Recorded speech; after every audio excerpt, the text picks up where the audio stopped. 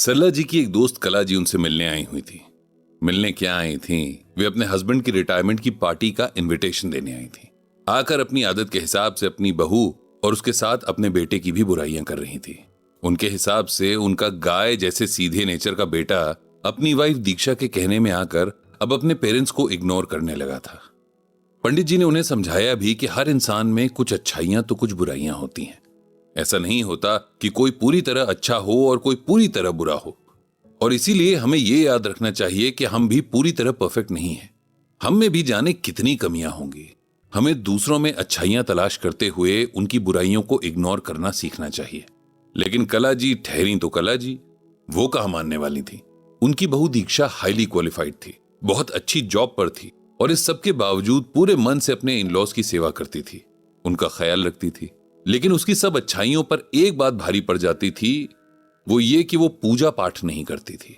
इसी बात को पकड़कर कला जी ने उसके सारे गुणों को छोड़ दिया था। जो मिलता उससे अपनी बहू की शिकायत लगाती। लोग भी उनकी बातों में रस लेते, दो चार सिंपैथी के बोल बोलकर उनका मन रखते। इन बातों का नतीजा ये हो रहा था कि उन दोनों यानी सास और बहू के आपसी रिलेशन को बहुत नुकसान हो रहा था। ट्रस्ट तो दूर की बात है, एक आपसी अंडरस्टैंडिंग भी डेवलप नहीं हो पा रही थी। कला जी से पूजा पाठ का ऐसा नॉन स्टॉप राग सुनकर पंडित जी ने उन्हें श्रीमद् भगवद गीता से ये श्लोक पढ़कर सुनाया। चतुर्विधा भजन्ते माम जनाः सुकृतिनो अर्जुन आर्तो जिज्ञासुर सुरार्थी ज्ञानी च भरतर्षभ।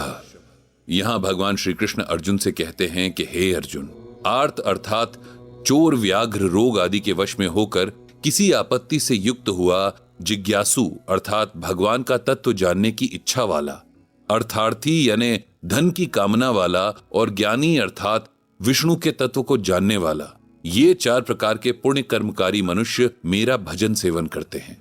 पंडित जी ने इसे सिंपल वर्ड्स में इस तरह से कला जी को समझाया। उन्होंने कहा कि श्लोक में भगवान श्री कृष्ण कह रहे हैं कि मेरा कोई भी एक ही तरह का भक्त नहीं होता है। मेरे मेनली चार तरह के भक्त होते हैं। सबसे पहला वो भक्त जो किसी मुसीबत में ही मुझे याद करता है, जब वो किसी चोर, डाकू या क्रिमिनल के चंगुल में आ जाए, जब उसके पीछे कोई खूंखार जानवर पड़ जाए या कोई बहुत सीरियस बीमारी हो जाए। कहने का मतलब यह है कि जब किसी की जान को आफत आ जाए। इस बात का परफेक्ट एग्जाम्पल गजेंद्र की कथा में मिलता है। गजेंद्र मोक्ष की कहानी का जिक्र श्रीमद् भगवत पुराण में आता है। कहानी यह है कि क्षीर सागर में 10,000 योजन ऊंचा त्रिकूट नाम का पहाड़ था। उस पहाड़ के नीचे दूर दूर तक फैले हुए जंगल में एक हाथी अपने साथियों के साथ रहता था। वो सब हाथियों का सरदार था। एक दिन यह हाथी उसी पहाड़ के नीचे बड़े से मैदान पर अपने ग्रुप के साथ बड़ी बड़ी झाड़ियों और पेड़ों को रौंदता हुआ घूम रहा था। उसके पीछे पीछे हाथियों के छोटे छोटे बच्चे और हथनियां घूम रही थीं। धूप बहुत तेज थी और हाथियों को प्यास लगाई थी। पास में ही एक तालाब था। हाथियों का पूरा ग्रुप उस तालाब में उतर गया और पानी पीने लगा। जी भरकर पानी पीने के बाद सारे हाथी पानी में खेलने लगे। उसी टाइम एक मगरमच्छ ने हाथियों के सरदार के पैर को अपने मुंह से दबोच लिया और उसे पानी के अंदर खींचने लगा। उस हाथी यानी गजेंद्र ने अपनी पूरी ताकत लगाकर अपने आप को छुड़ाने की कोशिश की, लेकिन कामयाब नहीं हो पाया। गजेंद्र के मित्र हाथियों ने भी काफी जोर लगाया, लेकिन सफल न हो सके। जब गजेंद्र को लगा कि अब कुछ नहीं हो सकता है, तब उसने भगवान की शरण ली और रो रो कर भगवान को पुकारने लगा, जिसे सुनकर भगवान विष्णु खुद आए और मगरमच्छ को मारकर गजेंद्र को बचा लिया। दूसरी तरह के भक्त वो होते हैं जो जानना चाहते हैं कि भगवान आखिर कौन है, उन्हें कैसे पाया जा सकता है। इसके लिए भक्त प्रहलाद एक परफेक्ट एग्जाम्पल है। राजा हिरण्यकश्यप एक बेहद ताकतवर राजा था। उसे अपनी ताकत का इतना घमंड था कि वो खुद को भगवान से भी बड़ा समझने लगा था। उसने तपस्या करके कुछ ऐसा वरदान पा लिया था कि उसे मार पाना बेहद मुश्किल काम हो गया था। भगवान से वरदान पाकर वो खुद को ही भगवान समझने लगा। उसकी एक बहन भी थी जिसका नाम होलिका था। होलिका को भी यह वरदान था कि उसे आग जला नहीं सकती थी। हिरण्यकश्यप का बेटा प्रहलाद बचपन से ही भगवान विष्णु का भक्त था।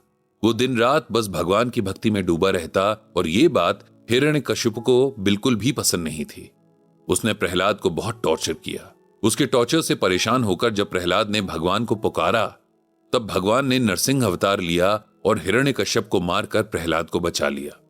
फिर तीसरी तरह के भक्त वो होते हैं जो कुछ पाने की लालच में भगवान की भक्ति करते हैं।